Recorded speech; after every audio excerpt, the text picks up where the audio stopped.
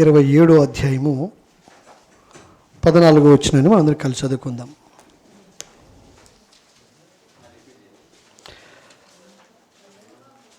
దేవుని వాక్యంలో నుండి కీర్తనల గ్రంథము 27వ అధ్యాయము 14వ వచనాన్ని మనం అందరం కలిసి చదువుకుందాం. యెహోవా కొరకు కనిపెట్టుకుని ఉండుము, ధైర్యం తెచ్చుకొని నీ హృదయమును నిబ్బరముగా ఉంచుకొనుము. యెహోవా కొరకు కనిపెట్టుకుని ఉండుము. ప్రభు సహాయం కొరకు ప్రార్థన చేసుకుందాం. పరిశుద్ధుడైన మా ప్రియ పరలోకపు తండ్రి, నమ్మదగిన దేవా, మరి ఒకసారి మీ పాసంతికి వస్తున్నాం. ఉదయకాలం నుంచి ఇంతవరకు అనేక విధాలుగా మీ బిడ్డలతోనూ మాతోనూ మాట్లాడుతూ వచ్చినందుకే వందనాలు.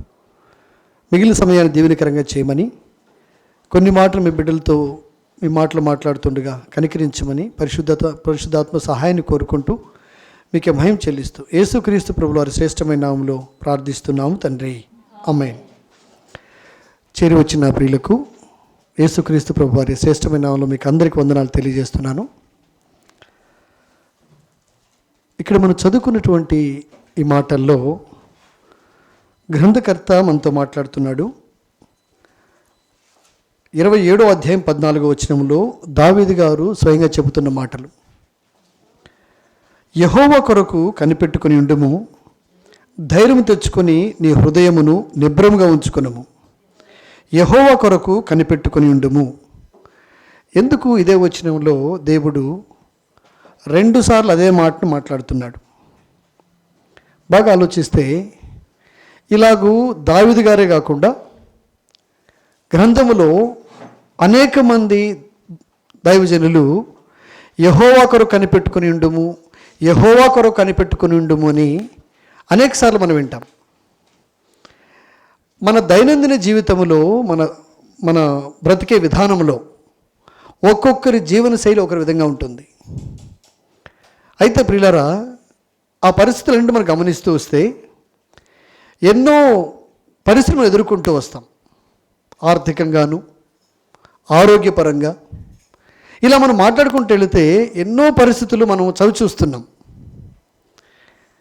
వాటన్నిటి మనం ఎదుర్కొంటున్నప్పుడు, ఆ సమయం వచ్చినప్పుడు, మనకు అర్థం కానప్పుడు ఎంతో బాధపడుతూ ఉంటాం. ఎవరెవరి మీద మనకు కోపం వస్తుంటుంది. మనము ఎక్స్పెక్ట్ చేస్తూ ఉంటాం, పలాని వాళ్ళను అయితే మనకు సహాయపడతారు. ఎన్నెన్నో మన ఆలోచన విధానాలు అవన్నీ మనకు జరిగినప్పుడు ఎంతో కుమిలిపోతూ ఉంటాం, బాధపడుతూ ఉంటాం. అయితే ఈ దైవజనులు కూడా ఇలాంటి పరిస్థితులు ఎదుర్కొన్నారు వాళ్ళు. అప్పుడు వాళ్ళకి అర్థమైంది ఏంటంటే, దేవుడు ఉన్నాడు, ఆయన కొరకు కనిపెట్టుకోవాలన్నట్టు విషయాన్ని వాళ్ళు గమనించారు. దావీదు గారు ఒక సామాన్యమైన కుటుంబం నుంచి వచ్చాడు. ఆయన వెరీ నార్మల్ ఫ్యామిలీ. అంటే వాళ్ళ తల్లిదండ్రులు ఆయన్ని గొర్రెలు కాచుకోవడానికి పంపించేవాళ్ళు, అంతే కదండి. చాలా చిన్న కుటుంబం, సామాన్యుడు. ఇలాంటి సామాన్యుడైనటువంటి దావీదు గారు ఎలాగూ ఇశ్రాయేలీయుల యొక్క 12 గోత్రాలకు 40 సంవత్సరాలు రాజుగా ఉంటూ వచ్చాడు. ఆయన చక్రవర్తి. అంటే ఆయన ముందు ఏ రాజ్యమైన నిలబడాలంటే గుండెలు అవిసిపోయేటివి. అలాంటి స్థాయికి ఎలా ఎదగలిగాడు? ఈయన ఎన్నుకున్నటువంటి శక్తి అంటూ మనం గమనించాలి. అందుకని దావీదు గారు ఆ గొర్రెలను కాస్తున్నప్పుడు అరణ్యంలో ఆయన అన్న మాట ఏంటంటే, దేవా, నేను ఎక్కలేనంత కొండకు నన్ను ఎక్కించన్నాడు. ఎక్కలేనంత ఎత్తులకు ఎక్కించమన్నాడు. అంటే సామాన్యంగా కొండలెక్కే వాళ్ళకి ఏమర్థమవుతుంటుంది? ఈ కొండలేమో అనుకుంటుంటాం. ఈ కొండలెక్కి ఎక్కి ఎంత కష్టం, కొండలెక్కిన వాళ్ళకి అర్థమవుతుంది. నా చిన్నతనంలో ఎన్నిసార్లు కొండలెక్కి అక్కడి నుంచి జారి పడిపోయిన సందర్భాలు ఉన్నాయి. నాతో వచ్చి నా ఫ్రెండ్ పైకి ఎక్కితే జారిపోతే ఎంత దూరం కిందకు వచ్చి పడ్డాడో మాకు తెలియదు. చేతులు ఇరిగిపోయాయి ఆ మధ్యలో పడుతున్నప్పుడు. కొండలు తక్కువ మంది చూస్తారు. ఈ సిటీలో ఉన్న వాళ్ళకి అనుభవాలు ఉండవు. ఏం పని ఉంటుంది కొండకి వెళ్ళడానికి మనకి, కదండి. అప్పుడు మేము చిన్నపిల్లగా ఉన్నప్పుడు మేము వంట వండుకోవాలన్నా అడవికి వెళ్ళి కట్టెలు తెచ్చుకోవాలి. మేమందరం కుటుంబాలతో అడవులకు వెళ్ళేవాళ్ళం. ఉదయం వెళ్తే సాయంకాలం వరకు కట్టెల్ని సమకూర్చుకొని ఇంటికి వచ్చేవాళ్ళం. మా పల్లెలో అనేక మంది మేకలను పశువులు మేపుకోవడానికి అరణ్యాలకు వెళ్ళేవాళ్ళు. అయితే ఇవన్నీ పరిస్థితుల్లో కుటుంబాల్లో ఏం జరుగుతున్నా దేవుని నమ్మిన బిడ్డలుగా దేవుడు మనకిచ్చే ఆధిక్యత, ధైర్యాన్ని మనం గమనిస్తే మనకు దేవుడున్నాడు, మనకు దేవుడున్నాడు. పరిస్థితి ఏదైనా ఆయనకి అసాధ్యమైంది కాదు అన్నది మన నిగూఢమైన ధైర్యం. అది ఎలాంటి పరిస్థితి అయినా మనకు అర్థం కాకపోవచ్చు. సామాన్యంగా మనం ఆలోచిద్దాం. మనకు అందరికీ తెలిసిన ఒక విషయము, ఎర్ర సముద్రం దగ్గరికి వాళ్ళు వచ్చినప్పుడు ఆ ఇశ్రాయేలీలు వాళ్ళు ఎక్స్పెక్ట్ చేసి ఉంటారండి అందులో నడిచిపోతామని. ఏమన్నారు? ముందు చూస్తే ఎర్ర సముద్రము, వెనకుంటే పైరో సైన్యం, ఏంటిరా మా పరిస్థితి, ఎలా దీన్ని గడ్డెక్కాలని వాళ్ళు అనుకుంటున్నప్పుడే, అంతకుముందు ఎప్పుడు జరగలేదు అలాగూ కదండి. అంతకుముందు ఎన్నిసార్లు ఎర్ర సముద్రం పాయలైపోయింది. ఒకవేళ అక్కడికి వస్తారు ఏం భయం లేదులే, దేవుడు ఉన్నాడు కదా ఎర్ర సముద్రాన్ని పాయలు చేస్తాడని అనిపించుకో, అంత ధైర్యం అంతకుముందు ఎప్పుడు చూడలేదు దాన్ని వాళ్ళు. ఇప్పుడు ఇన్సిడెంట్ వచ్చింది వాళ్ళ ముందుకు, ఒక సవాల్ వచ్చింది, దాన్ని ఎదుర్కోవాలి. అందరూ ఒక్కసారి ఆలోచిస్తే అరణ్యంలో ఉన్నప్పుడే వాళ్ళు సడిగిన వాళ్ళు ఇప్పుడు వాళ్ళ పరిస్థితిని చూడండి. ఆయన మీదకి ఎదురాడుతున్నారేమో. ఒక్కసారి వాళ్ళు చూస్తుండగానే ఆ సముద్రం ఏమైపోయింది, వాళ్ళు చూస్తున్నారు, వాళ్ళందరూ చూస్తుండగానే సముద్రం పాయలైపోవడము, ఆ సముద్రం అలాగూ రాసులుగా నిలబడము. సముద్రం మనం అనుకున్నట్టు కాలువలు కాదండి, అది కొన్ని కిలోమీటర్ల లోతు ఉంటుంది, కిలోమీటర్లు. అంత లోతు ఉన్నటువంటి ఈ నీళ్లు ఒక్కసారిగా రాసిగా నిలబడ్డాయి. నిలబడింది ఒక ఎత్తు అయితే ఇప్పుడు ఆ నీళ్లను చూస్తే మధ్య నడవాలి. ఆలోచించండి మీరు, ధైర్యం సరిపోతుందా? ఒకసారి సముద్రాన్ని దగ్గరికి వెళ్ళి దగ్గరుంటేనే మన గుండెలు ఆగిపోతాయి ఒక్కోసారి అలలు వచ్చినప్పుడు. అలాంటిది కిలోమీటర్లు ఎత్తు అంటే వాళ్ళు కింద నిలబడుకుంటే పైకి చూడాలంటే ఎక్కడో చిన్న వస్తువులాగా ఉంటారు వాళ్ళు సముద్రంలో. వాళ్ళు చూస్తుండగానే సముద్రం చిలిపోయింది, వాళ్ళు చూస్తుండగానే వేడిగాళ్ళు వచ్చి ఆరిపేసింది నేలనంతటిని, వాళ్ళు నడిచిపోతున్నారు. ఇవన్నీ ప్రాక్టికల్గా ఇశ్రాయేలు కళ్ళ ముందు చూస్తున్నారు. ఎలా జరుగుతున్నాయి ఇవన్నీ? దేవుడు యెహోవా శక్తిమంతుడు అని చెప్పడానికి ఇంతకంటే ఏం కావాలి వాళ్ళకి? వాళ్ళు చూస్తుండగానే ఇలాంటి అద్భుత కార్యం జరిగింది, అది ఎన్నడూ చూడలేదు. వాళ్ళు నడిచి వెళ్ళిపోతున్నారంట. సముద్రం ఆ పక్కకి వెళ్ళడానికి అవర్స్లో వెళ్ళిపోలేదు వాళ్ళు. ఒకసారి ఆలోచించి, సముద్రం దాటాలంటే ఎంత టైం పట్టి ఉంటుందో అంత టైం దేవుడు అలాగే నిలబెట్టేశాడు. నేను అనుకుంటాను, నాలాంటివాడైతే ఇలా చిక్కినా సరిపోద్దండ్రి, అక్కడికి వెళ్ళిన తర్వాత మధ్యలోకి పోతే నీళ్ళు వచ్చేస్తే ఏంటి పరిస్థితి? కానీ వాళ్ళని నడిపించాడు దేవుడు ఆ పక్కకు. ఆ రోజు ఆ లోపలికి దిగడానికి ధైర్యం కావాలి వాళ్ళకి. ఎట్లొచ్చింటే ధైర్యం చెప్పండి? దిగే ధైర్యం ఎవరికి కావాలి? ఇప్పుడు సముద్రం మధ్య నడిచిపోవాలి. మోషే నడుస్తున్నాడు, వాళ్ళు వెంబడిస్తున్నారు. ప్రియులారా, ఇది నేను ఎందుకు చెప్తున్నానంటే ఆనాడు యెహోవా ఇశ్రాయేలీయుల మధ్యలో ఉంటూ వచ్చాడు కదా. ఇప్పుడు ఈ తరంలో అంటే నూతన నిబంధన కాలంలో మనం ఆలోచిస్తే ఇప్పుడు ఎవరి మధ్యలో ఉంటాడు దేవుడు? ఏమ్మా, ఎక్కడ 2-3 నా నామమున కూడి ఉందరో అక్కడ నేను ఉంటా అన్నాడు. అంటే 2 లేదా 3, అంటే 3 కలిసి ప్రార్థిస్తే, 3 కలిసి కూర్చుంటే వాళ్ళ మధ్యలోనికి ఎవరు వస్తారంట? ఎవరు వస్తారంట? దేవుడు. ఇప్పుడు మీరు ఆలోచించండి, మనం ఎప్పుడైనా మందిరానికి వెళ్ళినప్పుడు, అసలు మనకు దేవుని సన్నిధికి వెళ్ళినప్పుడు మన నిజ హృదయ స్థితిని ఒకసారి ఆలోచిద్దాం. దేవుని ఇంట్లో కూర్చున్నప్పుడు, దేవుని సన్నిధిలో కనపడుతున్నప్పుడు, 2-3 ఉన్నటువంటి విశ్వాసులు ఉన్నప్పుడు వాళ్ళ మధ్యలో దేవుడు ఉంటాడు, దేవుని సన్నిధి ఉంటాడని మనకు తెలిసిన తర్వాత ఏంటి మన మనస్సు దేవుని ఇంట్లో ఉన్నప్పుడు? చాలా సీరియస్గా ఆలోచించాలి మనం. అందుకని దేవుడు ఒక మాట చదువుదాం మనము. పేతురు రాసిన మొదటి పత్రిక 5వ అధ్యాయము 6వ వచనం చదువుదాం. 5-6 దయచేసి చదువుదాం అందరము. దేవుడు తగిన సమయమందు మిమ్మును హెచ్చించున్నట్లు ఆయన బలిష్టమైన చేతి క్రింద దీన మనస్కులై ఉన్నది. ఎలాగంట? మనం దేవుని ఇంటికి వచ్చినప్పుడు మన ప్రిపరేషన్ ఎలా ఉంటుంది? బట్టల గురించి కేర్ తీసుకుంటాం. పోయిన ఆదివారం వేసిన బట్టలు ఈ ఆదివారం వేయకూడదు కదా. ఎన్ని ప్రిపరేషన్ చెప్పండి మనకు. ఏ రోజైనా అంటే మనము దీన్ని ఆలోచించే కంటే నా దేవుని సన్నిధికి వెళ్తున్నాను, నేను నా ప్రవర్తన ఎలా ఉంది, నా దేవుని సన్నిధిలో కనబడబోతున్నాను, నేను నా దేవుని సన్నిధిలో నేను ఆయన ఎదురుగా వెళ్తున్నాను, నేను నా బిహేవియరు లేకపోతే నా మనసు ఎలా ఉంది, నన్ను నా దేవుడు చూసినప్పుడు ఆయనకు నేను ఎలా కనబడుతున్నాను. ఏమంటున్నాడు ప్రభు? దేవుడు తగిన సమయమందు మిమ్మును హెచ్చించినట్లు ఆయన బలిష్టమైన చేతి క్రింద దీన మనస్కులైనుడి. అసలు ఎందుకు వస్తున్నావు దేవుని మందిరానికి, ఎందుకు వస్తున్నావు దేవుని సంఘానికి అని మనం ఆలోచిస్తే ప్రియులారా, దేనికి చెప్పండి, బాగా ఆలోచిద్దాం. ఎందుకు దేవుని సంఘానికి రావాలి, ఎందుకు దేవుని సన్నిధిలో మనం కూర్చోవాలి అని ఆలోచిస్తే ఎవరి కోసం? మన కోసమే. ఇప్పుడు నేను ఎందుకు వచ్చాను ఇక్కడ తెలుసా అమ్మా? నా కోసం వచ్చాను, నేను నేర్చుకోవడానికి, నేను నా దేవునికి సిద్ధపడడానికి. ఎప్పుడైనా మనం గమనించాల్సింది, దేవుడు మనం చూస్తూ ఉంటాడంతే.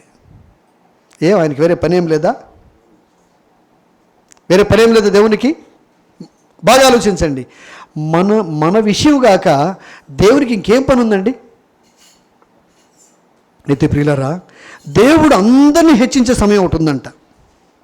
అందరినీ హెచ్చించే సమయం, ఎవరిని విడిచిపెట్టిన సమయం. అయితే మనం ఏం చేయాలంట?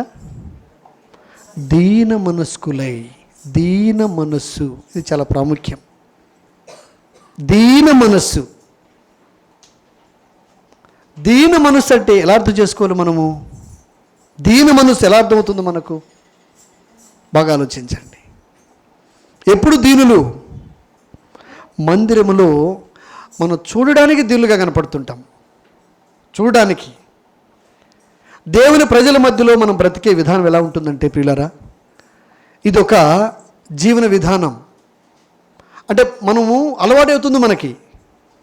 తగ్గింపుగా ఉండడం, నెమ్మదిగా ఉండడం, అణిగి ఉన్నట్టుగా ఉండడం అలవాటు అవుతుంది. అదే మన జీవితంగా ఉండాలని కోరుతున్నాడు దేవుడు. నాలుగోళ్ల మధ్యలో ఆయన ఒప్పుకోడు. అందుకనే ప్రభు అంటున్నాడు, ఎందుకు అలా ఉండమంటున్నాడు దేవుడు? మిమ్మల్ని హెచ్చించాలనుకుంటున్నాను నేను. I want to be exalting, అంటే ఎగ్జాల్ట్ చేస్తాడు. దేవుని హెచ్చించాలనుకుంటాడు మనల్ని. దేవుడు హెచ్చించాలనుకున్నప్పుడు ఏం చూడాలి, ఏం ఉండాలంటే ఆయన మనలో? దీన మనస్సు. దీన మనస్సు ప్రాముఖ్యంగా సంఘములో మనకు ఉండవలసిన ప్రధానమైనటువంటి క్వాలిటీ, బిహేవియర్ ఏదంటే ఫస్ట్ ఒబీడియన్స్, దీనత్వం, అమికబిలిటీ. దీనత్వం అన్నది మనల్ని హెచ్చిస్తుంది. అర్థమవుతుందండి? కాబట్టి ప్రియులారా, దేవుడు దీవించాలనుకుంటున్నాడు మనల్ని, హెచ్చించాలనుకుంటున్నాడు మనల్ని, కానీ మనమే కోల్పోతున్నాం. మనమే దేవునికి అవకాశం ఇవ్వడం లేదు. ఎట్లంటారా? దేవుడు మనల్ని పర్సనల్గా ఉన్నట్టు చూసినప్పుడు, మన జీవిత విధానాన్ని చూసినప్పుడు, దేవునికి దీనులుగా కనపడిన వాళ్ళు ఎలా ఉంటారు? దీనులు ఎలా ఉంటారు చెప్పండి? దీనులు ఎలా ఉంటారు? ఉదయం లేచిన తర్వాత బైబిల్ చదవలేదు, ప్రార్థన చేయలేదు, కానీ ఏ ఫీలింగ్ మనలో లేదనుకోండి. ఏంటి దాని కారణం? అరే ప్రార్థించలేదే, దేవుని వాక్యం చదవలేదే అన్న భయము నిజంగా మనలో ఉందా? ఆ టెన్షన్ మనకుందా? అలా లేనప్పుడు అంటే మనకు దేవుని మీద ఎంత కన్సర్న్ ఉన్నట్టు ఆలోచించండి. మీరు ఆలోచించాలి మనం. కాబట్టి ప్రియులారా, దీనత్వం అది కాదు. దీనత్వాన్ని మనం నేర్చుకోవాలి దేవుని దగ్గర మనం దీనత్వం ఉంటే, దీనుగా ఉంటే, ఇక దేవుడు సర్వంతర్యామి. ఎక్కడైనా మనం జాగ్రత్తగా ఉంటాం. సంఘములోకి వచ్చినప్పుడు మరీ జాగ్రత్తగా ఉంటాం. కాబట్టి సంఘములో మనము ఉన్నప్పుడు, సమాజంలో మనం ఉన్నప్పుడు దీనులుగా ఉండాలి మనం. అందుకని ఆయన ఏం చేస్తాడంటే దీన మనసును వస్త్రం ధరించుకోమంటాడు కదా. ఒకసారి చూద్దాం. ఇది 5వ అధ్యాయం 6వ వచనం చూడండి. చిన్నలారా మీరు పెద్దలకు లోబడి ఉండుడి, మీరందరూ ఎదుటివాని ఎడల దీన మనసును వస్త్రము ధరించుకుని ఉండి మిమ్మల్ని అలంకరించుకునుడి. దేవుడు అహంకారాలను ఎదిరించి దీనుల కృప అనుగ్రహించును. ఇది ఒక మంచి విషయం. వస్త్రంగా ధరించుకున్నాడు దీనత్వానికి. ఎవరు దీనులు? దీనత్వాన్ని దేవుడు అంతగా ఇష్టపడుతున్నాడా? అంత విలువిస్తున్నాడు దానికి? హెచ్చింపు రావాలంటే ఏం చేయాలి? ముందు దీనత్వం ఉండాలి. చాలామంది ఏమంటారంటే, మనం తగ్గామంటే మన పైకి రామండి కదా, నువ్వెందుకు అక్కడ కూర్చుంటావు, లేకపోతే అలా చేస్తావు, అలా ఉంటావు, మనల్ని రెచ్చగొట్టేవాళ్ళు కొంతమంది ఉంటారు సంఘాల్లో. కానీ అది కాదు కదా ప్రాముఖ్యం. ఎవరు మనం చూసేది? దేవుడు. యెహోవా కొరకు కనిపెట్టుకున్నాము. దేవుడు నిలబెట్టినప్పుడు, దేవుడు వాడుకోవడం ప్రారంభించినప్పుడు, దేవుడు మనం హెచ్చించినప్పుడు తగ్గించే ధైర్యం ఎవరికి ఉంది? ఎవరు తగ్గించగలరు చెప్పండి? దేవుని చేతిలో మనం ఉన్నప్పుడు, దేవునికి ఇష్టలుగా మనం ఉన్నప్పుడు, దేవుని చిత్తంలో మనం ఉన్నప్పుడు ఏ ఒక్కరూ మనల్ని కూర్చోబెట్టలేరు, మనల్ని తక్కువ చేయలేరు. కాబట్టి మనం ఎప్పుడు దేవుని చేతిలో ఉండాలని దేవుని వాక్యం చేత హెచ్చరించబడుతున్నాం. అలాగే ప్రియులారా, ఇంకొన్ని మాట చూద్దాం. మత్తయి సువార్త 23వ అధ్యాయము 12వ చదవండి ఎవరైనా. మత్తయి సువార్త 23:12. తనను తాను తగ్గించుకున్నవాడు హెచ్చింపబడును, తను తాను హెచ్చించుకున్నవాడు తగ్గింపబడును కదమ్మా. ఎంత చక్కని మాట! యేసుక్రీస్తు ప్రభువు చెప్తున్న మాట కదా ఇది. ఏం మాట్లాడుతున్నాడు ఆయన? తగ్గించుకో, దీనుడిగా ఉండు కదా. యేసుక్రీస్తు ప్రభువు ఈ లోకంలో ఉన్నప్పుడు ఆయనకున్న బిరుదులేంటి? ఆయన క్యారెక్టర్ ఏంటమ్మా? నేను సాత్వికుడును దీన మనసు గలవాడను. నేను సాత్వికుడును దీన మనసు గలవాడను. అంత దీనుణ్ణి ఈరోజు ప్రపంచం తక్కువ చేసిందా? ఎవరు తక్కువ చేయగలరు ఆయన్ని? ప్రపంచంలో కరుణ, ప్రేమ, జాలి అని ఎవరైనా మాట్లాడితే మొట్టమొదటిగా ఎవరి పేరు చెప్తారండి? ఎవరైనా సరే క్రీస్తుకు విరోధులైనా ఏం చెప్పక తప్పదు వాళ్ళకి. వేరే ఆప్షన్ లేదు. యేసుక్రీస్తు లాంటి దీనత్వం మనకు కనపడదు కదా. అల్టిమేట్ ఆయన అంతే. ఆయనకి మించిన దీనత్వం కానీ, ఆయన చూపించిన దానికంటే మించిన ప్రేమ కానీ ఈ లోకంలో మనకు కనపడదు. కాబట్టి అలాంటి ఇది మనకిచ్చాడు దేవుడు. ఇలాంటి వారు అందరూ కలిస్తేనే అది సంఘం కదండి. సంఘం అంటే ఎవరెవరు వచ్చిపోయేవాళ్ళు సంఘం కాదు కదా. సంఘం అంటే ఒక్కసారి మనం ఆలోచిద్దాం. మీకు అందరికీ తెలిసిన విషయాలే, ఒక్కసారి మనం అందరూ రీకాల్ చేద్దాం. అపోస్తుల కార్యములు 2వ అధ్యాయము 42 చదువుదాం. వీరు ఎవరు? వీళ్ళు the first church in the world కదా. మొదటి సంఘం, ఫస్ట్ చర్చ్, ఆది సంఘం కదా. యేసుక్రీస్తు ప్రభువారి రక్తము చిందించబడిన తర్వాత ఆ రక్తాన్ని ఆశ్రయించి తమ పాపములు కడుక్కొని పరిశుద్ధులై సమావేశమైన వారు, క్రీస్తు కొరకు సమకూర్చబడిన వాళ్ళు, నిత్య రాజ్యాన్ని వ్యాప్తి చెందడానికి, ఆయన రాజ్యములో పనిచేయడానికి, ఆయన రాజ్య వ్యాప్తి విస్తరణ కొరకు కంకణం కట్టుకుని ముందుకు వచ్చిన వాళ్ళు వీరు సంఘం. వీళ్ళు ఎలా ఉన్నారంట? అపోస్తుల బోధ యందును, సహవాసమందును, రొట్టె విరుచుటెందును, ప్రార్థన చేయటందును ఎడతెగకుండిరి. ఏం చేశారంటే వీళ్ళు అపోస్తుల బోధ, వాక్యాన్ని నెగ్లెక్ట్ చేయలేదు. రెండోది సహవాసం, గ్యాదరింగ్, పరిశుద్ధుల సహవాసం, పరిశుద్ధులతో కలిసి ఉండడం, పరిశుద్ధులతో ఆలోచన చేయడం, పరిశుద్ధులతో వీళ్ళ సహవాసం ఉంది. మూడోది రొట్టె విరుచుట. యేసుక్రీస్తు ప్రభు వారి శరీరాన్ని తిని ఆయన రక్తాన్ని త్రాగుతున్నారు వీళ్ళు. ఆయనలో భాగం పొందుతున్నారు. తాగకపోతే నాలో మీకు భాగం లేదన్నాడు ఆయన, పాలు లేదన్నాడు. అంటే ఇప్పుడు యేసుక్రీస్తు ప్రభు వారితో అంటుకట్టబడుతున్న వీళ్ళు. తర్వాత నాలుగోది ప్రార్థన చేస్తున్నారు వీళ్ళు. అలా చేయడము ఎడతెగక చేస్తున్నారంట, కంటిన్యూగా. అంటే ఆ రోజుల్లో ఈ స్థితి లేకపోతే సంఘం నిలబడదు. ఈ పరిస్థితులు ఇలాంటి కంటిన్యూటీ లేకపోతే బలం రాదు, వాళ్ళకు చెదిరిపోయే వాళ్ళేమో. కానీ వాళ్ళు ఏం చేస్తున్నారు? అపోస్తుల వాక్యాన్ని జాగ్రత్తగా పరిశీలించుకుంటున్నారు. వాళ్ళ కరింగిన శ్రమలు అలాంటి శ్రమలు కాదవి. ఎలాంటి శ్రమలండి, ఎంత ఘోరమైన శ్రమలు. ఇంటిలోనికి వెళ్ళి స్త్రీలను, పురుషులను, వృద్ధులను, పిల్లలను బయటికి లాక్కొని వచ్చి కొట్టి చంపుతున్న రోజులు. మరి ఆ రోజుల్లో వాళ్లకు ఎక్కడి నుంచి ఆదరణ, ఎక్కడి నుంచి బలము, ఎక్కడి నుంచి ఇవన్నీ? వాక్యం చదువుకోవాల్సిందే. వాళ్ళకి శ్రమ కలిగినప్పుడు వాక్యాన్ని చదువుకొని వాళ్ళు ధైర్యపరచబడుతున్నారు, వాక్యాన్ని చదువుకొని వాళ్ళు నెమ్మది పొందుతున్నారు కదండి. వాక్యము, సహవాసము, రొట్టె విరుచుట, ప్రార్థన చేయుట ఎడదెక్కుకున్నారు వీళ్ళు. ఇది ఫెలోషిప్. వీళ్ళందరూ అలా ఉన్నారంట సంఘంలో ఉన్నవాళ్ళు. ఇప్పుడు చెప్పండి, వీళ్ళు పాపం చేసేదానికి అవకాశం ఉందా? ఈ లోకాన్ని వెంబడించే పరిస్థితులు వాళ్ళ మధ్యలోకి వచ్చే అవకాశం ఉందా? అలా లోకం కూడా వాళ్ళ మధ్యలోకి రాకుండా, వీళ్ళు లోకంలో కలిసిపోకుండా ఉండడానికి వీళ్ళు పడుతున్న జాగ్రత్త, వీళ్ళు తీసుకున్న జాగ్రత్తలు ఏంటి? అపోస్తుల అంటే బోధ. ఏ బోధన వాళ్ళు చేసే ఆ బోధను ఫాలో అవుతున్నారు. తర్వాత అలాంటి ప్రజలతో సహవాసం చేస్తున్నారు. ప్రార్థనా పరులతో, పరిశుద్ధులతో, యేసుక్రీస్తు ప్రభువారే దేవుడిని విశ్వసించిన వారితో వాళ్ళ సహవాసం చూసారా? అందుకే వాళ్ళు ఎన్ని వచ్చినా కూడా వాళ్ళు నిలబడ్డారు. ఆ బలం ఎక్కడి నుంచి వచ్చింది వాళ్లకు? పిల్లరా, మనం కూడా బలంగా దేవుని కొరకు వాడబడాలంటే పరిశుద్ధులతో సహవాసం, ప్రజలతో కాదండి. సంఘానికి వచ్చే ప్రజలతో కాదు, ఆ ప్రజల్లో పరిశుద్ధులు మనం ఎన్నుకోవాలి. పరిశుద్ధులతో మన సహవాసం.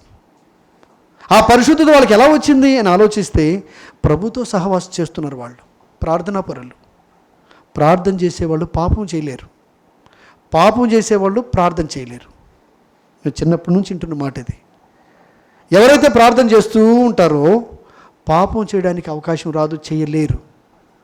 ప్రార్థన వాళ్ళని కాపాడేస్తుంది. అదే ప్రార్థన మానేస్తే పాపం చేసేస్తారు. అందుకని రిక్ వారెన్ గారు గొప్ప దైవజనుడు. ఆయన the purpose of the church అన్న పుస్తకంలో ఒక మాట రాశాడు. The church is not responsible for the believers, believers are responsible to the church అన్నాడు. మళ్ళీ చెప్తాయి మాటని. అంటే సంఘము అంటే విశ్వాసులు, ఈ విశ్వాసుల్లో ప్రతి ఒక్కరూ సంఘం మీద బాధ్యత ఉంచాలి, అంటే ప్రజల మీద బాధ్యత తీసుకోవాలి. అంతేగాని ఈ సంఘం అంతా ఒకరి మీద బాధ్యత తీసుకోమన్నట్టుగా చెప్తాడు ఆయన. నేనే సంఘానికి బాధ్యత ఉండాలి, నేనేం చేయాలి? నన్ను నా కొరకు క్రీస్తు రక్తం చిందించాడు, ఆయన రక్తం నా పాపాలు కడిగి వేశాడు. ఇప్పుడు నాకు ఇంత మేలు జరిగి నన్ను పవిత్రుగా చేసిన నా ప్రభువుకు, ఆయన రక్తం ఇచ్చుకున్నట్టు సంఘానికి నేనేం చేయాలి? నేను ఎలా ఈ రుణం తీర్చుకోవాలి? అర్థమవుతుందమ్మా? సంఘానికి నేనేం చెయ్యాలి? అదే ఆయన రాశాడు. నాకు అది అర్థం కావడానికి చాలా సమయం పట్టింది. పిల్లరా, గొప్ప గొప్ప దైవజనులు వాళ్ళు ఆలోచించి దేవుని సహాయం చేత వాళ్ళు రాసిన మాటలు. A believer is responsible to the church. అర్థమైందా? Believer responsibility. ఏం జరుగుతుంది నా సంఘములో? ఆ కుటుంబం వస్తుంది కదా, ఎందుకు కనబడలేదు? ఇప్పుడు ఎవరు బాధ్యత తీసుకోవాలి? ఎవరు రెస్పాన్స్ అవ్వాలి? Believer is responsible to the church. అర్థమవుతుందా? ఇలాగ అందరూ బిలీవర్స్ అలా ఆలోచిస్తే సంఘం క్షేమం. ఇంకో మాట, ఎందుకంత ఆ మాట అంటున్నామంటే ఒక మాట చూద్దాం. ఎఫెసీయులు రాసిన పత్రిక 4వ అధ్యాయము 13 చదువుదాం. Ephesians chapter 4 verse 13.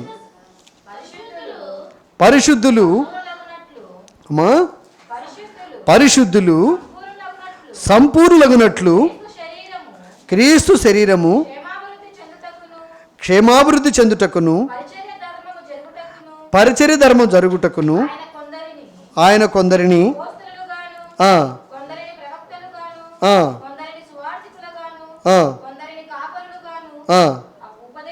చాలమ్మా. ఏం చెప్పాడు స్టార్టింగ్లోనే? పరిశుద్ధులు సంపూర్ణులగునట్లు క్రీస్తు శరీరము క్షేమాభివృద్ధి పొందుటకు. క్రీస్తు శరీరము. ఎవరు క్రీస్తు శరీరం? మనమే. కొంతమంది అధ్యక్షులుగా ఉన్నారు, కొంతమంది పెద్దలుగా ఉన్నారు. అంటే మనందరము అవయవాలు కదా సంఘంలో. మనందరం అవయవాలం. ఇక్కడ అందరం ఏదో ఒక అవయవం మనం. ఈ సంఘముని, ఈ శరీరానికి దేవుడు ఏమన్నాడంటే సంఘాన్ని శరీరంతో పోలుస్తున్నాడు కదా. ఈ శరీరం క్షేమంగా ఉండాలంటే, నాకు చెయ్యికి ఏదైనా గాయమైంది అనుకోండి కదా, మిగతా అన్నీ బాగున్నాయని హ్యాపీగా ఉంటామా? నొప్పి పుడుతుంది, బాగా గాయమైపోయింది, తట్టుకోలేకుండా నొప్పి వస్తుంది. ఈ ఫీలింగ్ని, ఈ బాధని టోటల్ బాడీ అనుభవిస్తుంది కదండి.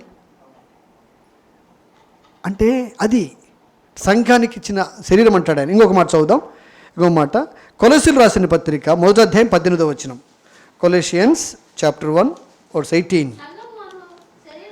సంఘము అను శరీరమునకు ఆయనే శిరస్సు, ఆయనకు అన్నిటిలో ప్రాముఖ్యత కలుగు నిమిత్తము ఆయన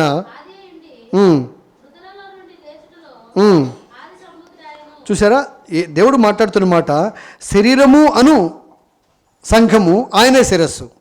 18 చదువుదాం, 24 చదువుదాం, బాగుంటుంది.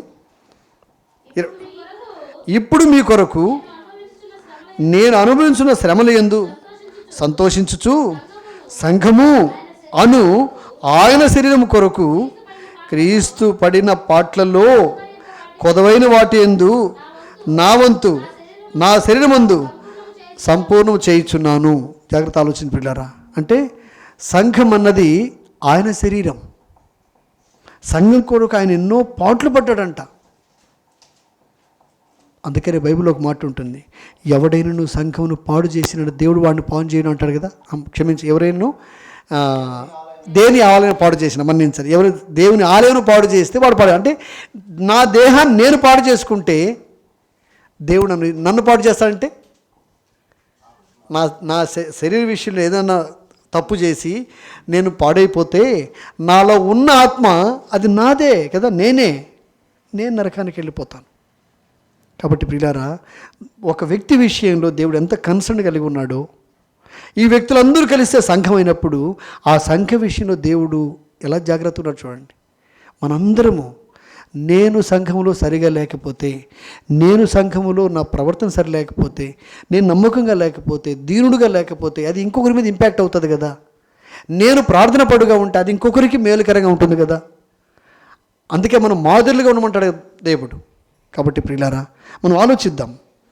మనం భయపడవలసింది, మనము లోబడవలసింది, రేపు మనం లెక్క అప్పగించవలసింది దేవునికి మాత్రమే. దేవుడు మన న్యాయస్థానంలోకి వచ్చిన తర్వాత అప్పుడు ఎవరూ మనకి సపోర్ట్ రాలేరు, ఎవరు మనకు తోడుగా ఉండలేరు దేవుడు ప్రశ్నించినప్పుడు. కాబట్టి మనము సంఘములో దేవుని ప్రతినిధులుగా, ఆయన రక్తము చేత కొనబడిన బిడ్డలంగా, దీనులమై, నమ్మకస్తులమై, సామర్థ్యతో దేవుని సంఘంలో ఉన్నప్పుడు మనల్ని దేవుడు హెచ్చిస్తాడు. కొన్నిసార్లు మనల్ని దేవుడు మౌనంగా వదిలిపెట్టినట్టే కారణం ఏంటంటే, ఆయన ఆశించిన సామర్థ్యం ఇంకా మనలో లేదేమో, వచ్చినప్పుడు దేవుడు ఉంచడు. కాబట్టి ప్రియులారా, అలాగూ దేవుని కొరకు సిద్ధపడి ఆయన నామానికి మహిమ కలిగినట్టు మనం ప్రవర్తిందుగా. చిన్న ప్రార్థన చేసుకుందాం. పరిశుద్ధుడైన కన్న తండ్రి, మరి ఒకసారి మీ పాసంతికి వస్తున్నాం. అవును తండ్రి, ఈరోజు అందరం ఒక్కొక్కరు కలిసి మీ సంఘముగా, మీ శరీరముగా ఇక్కడ నాయన కనబడుతున్నాం తండ్రి. ఈ సంఘములో మేమందరము అవయవములై నాయన శ్రేష్టమైన వారుగా, పరిశుద్ధులుగా, దేవుని సంఘములో అవయవములుగా ఉన్న మేము ప్రార్థనాపరులుగా, సహవాసం నిలిచిన వారిగా, నీ కుమారుడు మా రక్షకుడు యేసుక్రీస్తు ప్రభు వారి రక్తములో, శరీరంలో పాలు పొందుచు నేను ఎడతెగ ఉండడానికి మాకు సహాయం చేయమని, ప్రార్థన విడిచిపెట్టక పరిశుద్ధతను కాపాడుకుంటూ బ్రతకడానికి కృప చూపించమని, మీరు హెచ్చించేంత వరకు మీ బలిష్టమైన చేతి కింద దీని మనసుకుని ఉంటూ సాయం చేయమని యేసుక్రీస్తు ప్రభుల వారి శ్రేష్టమైన నామములో ప్రార్థిస్తున్నాము తండ్రి. ఆమేన్. అందరికీ వందనాలండి.